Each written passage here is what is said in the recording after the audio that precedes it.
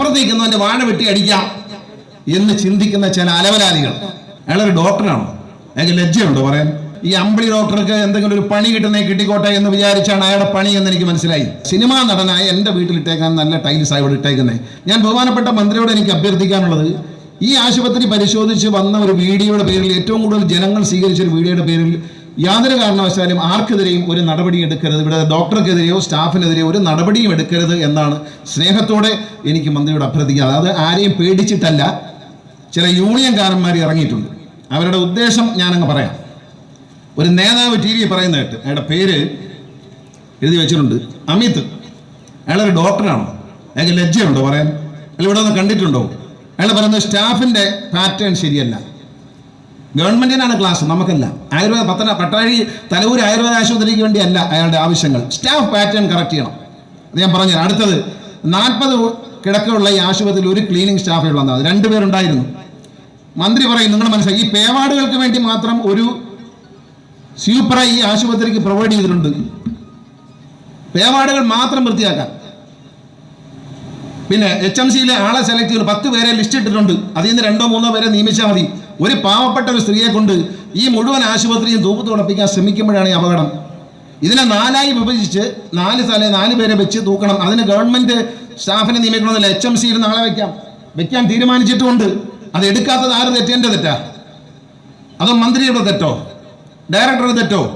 എടുക്കാൻ തീരുമാനിച്ചിട്ടുണ്ട്. 10 പേരുടെ പേരെഴുതി ഒരു ലിസ്റ്റ് ഇന്റർവ്യൂ ചെയ്ത് പഞ്ചായത്ത് പ്രസിഡന്റ് നേതൃത്വത്തിൽ തയ്യാറാക്കി വെച്ചിട്ടുണ്ടില്ലേ? ഉണ്ടല്ലോ. ഇതൊക്കെ അറിയണം. നേതാക്കന്മാർ എവിടെയെങ്കിലും ഇരുന്ന് ഈ അമ്പിളി ഡോക്ടർക്ക് എന്തെങ്കിലും ഒരു പണി കിട്ടിക്കോട്ടെ എന്ന് വിചാരിച്ചാണ് അയാളുടെ പണി എന്ന് എനിക്ക് മനസ്സിലായി. എയർ കണ്ടീഷൻ ചെയ്ത OP മുറികൾ ഉണ്ടാക്കി കൊടുത്ത് ഇവിടെ മാത്രമേ ഉള്ളൂ. ഈ പറയുന്ന ആശാനിരിക്കുന്നിടത്തില്ല. അയാൾ പിന്നെ പറയുന്നു ബാത്റൂമിൽ ടൈലിളകി. ഇവിടെ ബാത്റൂമിൽ ടൈലൊന്നും ഇളകിയിട്ടില്ല. അതിൻ്റെ ക്ലോസറ്റിന് പുറത്തെ സീറ്റെല്ലാം അവിടെ പൊട്ടിച്ചവിടെ ഇട്ടിരുന്നു. അത് ഡോക്ടർ കാണാത്തത് കൊണ്ടും ആ പൊട്ടിയതിൻ്റെ അന്ന് തന്നെ അത് റെക്ടിഫൈ ചെയ്യാത്തതും അതിനുള്ള ഏർപ്പാട് ചെയ്യാനും ഇവിടെ HMCയിൽ പൈസ ഉണ്ട്. അത് ചെയ്യാത്തതിലുള്ള രോഷമാണ് പ്രകടിപ്പിച്ചത്. ഇവിടെ ഒരു ടൈൽസും പൊട്ടിയിട്ടില്ല. ഇവിടുത്തെ ടൈൽസ് എൻ്റെ വീട്ടിലിട്ടേക്കുന്ന ടൈൽസിനെക്കാളും നല്ല ടൈൽസാണ്. സിനിമാ നടനായ എൻ്റെ വീട്ടിലിട്ടേക്കാൻ നല്ല ടൈൽസാണ് ഇവിടെ ഇട്ടേക്കുന്നത്. ഇവിടുത്തെ ടൈൽസ് സെലക്ട് ചെയ്തത് ഞാനല്ല.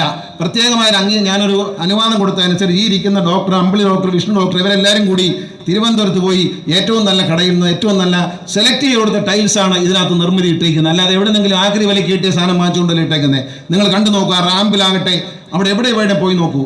ടൈൽസ് ഒന്നും മോശമൊന്നും ഇട്ടിട്ടില്ല. അത് അയാളുടെ ധാരണയാണ്. പിന്നെ സ്റ്റാഫിൻ്റെ എണ്ണം കൂടണം. ഇത് നമ്മുടെ നാട്ടിലൊരു ചൊല്ലുണ്ട്. CMOക്കെതിരെ ഒരു പരാമർശവും നടത്തിയില്ല. CMOയുടെ തന്നെ പരാമർശം നടത്തി. ഗണേഷ് കുമാർ, ഞാൻ ഈ CMO കാണുന്നത് എൻ്റെ ഒരു സഹോദരിയെ പോലെ. എൻ്റെ സഹോദരിക്കൊക്കെ സ്നേഹം കുറവാണ്, പക്ഷേ ഇവർക്ക് എന്നോട് നല്ല സ്നേഹമാണ്. എനിക്ക് ഇവരോടും സ്നേഹമാണ്. മുമ്പ് നിങ്ങൾ മനസ്സിലായിക്കൊള്ളാം, കൂടെ പിറന്നവർക്കേ വിരോധമുള്ളൂ. ഇവർക്ക് എന്നോട് യാതൊരു വിരോധമില്ല. എനിക്ക് അവരോട് സ്നേഹമാണ്. മുമ്പ് അവർ ചെയ്യാത്തൊരു കുറ്റത്തിന് അവർക്ക് സസ്പെൻഷൻ ഓർഡർ അടിച്ച് ഒരു സന്ധ്യ സമയത്ത് ഇവിടെ കൊണ്ട് കൊടുത്തു പോയിട്ടുണ്ട്. ഓർഡർ കൊടുത്ത ആളെ കുണ്ടറക്കിട്ട് തിരിച്ചു പിടിച്ചുകൊണ്ടെന്ന് ഓർഡർ തിരിച്ചു വാങ്ങിക്കാനുള്ള സ്നേഹം ഞാൻ കാണിച്ചിട്ടുണ്ട്. അറിയാം. ഈ അമ്പിളി ഡോക്ടറെ സസ്പെൻഡ് ചെയ്തുകൊണ്ടുള്ള ഉത്തരവ് ഇവിടെ കൊണ്ട് സെർവ് ചെയ്തിട്ട് പോയി. ഇവിടുത്തെ ഓഫീസ് ക്ലർക്കിൻ്റെ കയ്യിൽ കൊടുത്തിട്ട് പോയി. അവർ നിലവിളി തുടങ്ങി. അമ്പിളി ഡോക്ടർ ഇവിടെ ഇല്ല. ഈ ഉത്തരവ് അന്നത്തെ സെക്രട്ടറി, ആരോഗ്യവകുപ്പ് സെക്രട്ടറി വിളിച്ചു പറഞ്ഞത് അനീതിയാണെന്ന് ബോധ്യപ്പെടുത്തി കൊണ്ടു കൊടുത്തിട്ട് അയാൾ കുണ്ട്ര എത്തി ആൾ തിരിച്ചു വന്ന് സസ്പെൻഷൻ ഓർഡർ തിരിച്ചുകൊണ്ട്. അന്ന് ഈ നേതാക്കന്മാരെ ഇവനെ ഒന്നും കണ്ടില്ലല്ലോ ഞാൻ. അന്ന് അവർക്ക് ഞാനല്ലേ ഉണ്ടായിരുന്നുള്ളൂ. ഞാൻ എൻ്റെ ഒരു സഹോദരിയെ പോലെ സ്നേഹിക്കുന്ന ഒരാളാണ്. ഞാൻ പറഞ്ഞതിൽ അവർക്ക് വിരോധവുമില്ല. പക്ഷെ ഇയാളുടെ ഉദ്ദേശം എന്താ? വേറൊരു സ്ത്രീ, അത് കഴിഞ്ഞപ്പോൾ എന്താ ബിന്ദു. ഞാനവരെന്ന് പറഞ്ഞ് പ്രശസ്തയാക്കുന്നില്ല. ഫിസിയോതെറപ്പിക്ക് ആളെ വെച്ചിരുന്നില്ല. ഫിസിയോതെറപ്പിക്കുള്ള ഉപകരണം പിടിപ്പിക്കാൻ ഈ കെട്ടിടത്തിൽ സൗകര്യം ചെയ്തു. ഇപ്പോൾ പിടിപ്പിച്ചിട്ടുണ്ട്. നിങ്ങൾ പോയി നോക്കൂ. ഞാൻ വെറുതെ പറഞ്ഞു, ഇപ്പോൾ പിടിപ്പിച്ചിട്ടുണ്ട്. അത് പിടിപ്പിക്കാതിരുന്നതിൻ്റെ ദേഷ്യം ഫിസിയോതെറപ്പിക്ക് ഒരു മുറി ഉണ്ടാക്കി കൊടുത്തു. അത് തുറന്നു കൊടുത്തു. എക്സ്റേ തുറന്നു കൊടുത്തു. ബ്ലോക്ക് പഞ്ചായത്തിൽ നിന്ന് 22 ലക്ഷം രൂപയ്ക്ക് എക്സ്റേ വെച്ചു. എക്സ്റേ ടെക്നീഷ്യനെ വെച്ചു. ഇതിൻ്റെ എല്ലാം പണം വരുന്നത് HMCയിലേക്കാണ്. അല്ല, ബ്ലോക്ക് പഞ്ചായത്ത് പൈസ എടുത്തുകൊണ്ട് പോകുന്നില്ല. അവിടെ അതിൻ്റെ തൊട്ടടുത്തായി ഫിസിയോതെറപ്പിക്ക് മുറി ഉണ്ടാക്കി. ഇപ്പം അതുണ്ടല്ലോ ആ മുറി. ഇപ്പം മുറിയിൽ ഉപകരണങ്ങളുണ്ടല്ലോ. അത് അടുക്കളയിൽ കൊണ്ട് കൂട്ടിയിരുന്ന് ഇട്ടുന്നപ്പോൾ പറഞ്ഞു ആ മുറി കൊടുത്തപ്പോഴെന്താ ആ മുറിയിലേക്ക് ഉടൻ തന്നെ മാറ്റി ഫിക്സ് ചെയ്ത് കഴിയുമ്പോൾ എന്താ ഫിസിയോതെറപ്പിസ്റ്റ് ഇല്ല. ഒരു ഫിസിയോതെറപ്പിസ്റ്റിനെ HMCയിൽ നിന്ന് എടുക്കാം. അല്ലെങ്കിൽ നമുക്ക് ഡയറക്ടറെ DMOയെ ബന്ധപ്പെട്ട് ഒരു ഫിസിയോതെറപ്പിസ്റ്റിനെ വരുത്താം. സർക്കാർ ഫിസിയോതെറപ്പിക്കുള്ള ഉപകരണം തന്നു. ഞങ്ങൾക്കൊരു ഫിസിയോതെറപ്പിസ്റ്റിനെ തരണം എന്നാവശ്യപ്പെട്ടാൽ തരില്ലേ? അത് എൻ്റെ ശ്രദ്ധയെ കൊണ്ടുവന്നാൽ ഞാൻ പറഞ്ഞു വാങ്ങിക്കില്ലേ? അല്ലെങ്കിൽ മന്ത്രിയോട് നമ്മൾ പറയില്ലേ? പിന്നെന്താ പറയുന്നത്? കൺസ്ട്രക്ഷൻ തുടർന്നുകൊണ്ടിരിക്കുന്ന ഒരു കൺസ്ട്രക്ഷൻ, അതിൽ അവർ വിഷമിക്കണ്ട. അവർ ഞാൻ പറഞ്ഞില്ല, എല്ലാ ഡോക്ടർമാർക്കും ഇരിക്കാൻ മനോഹരമായ AC ചെയ്ത മുറിയാണ്.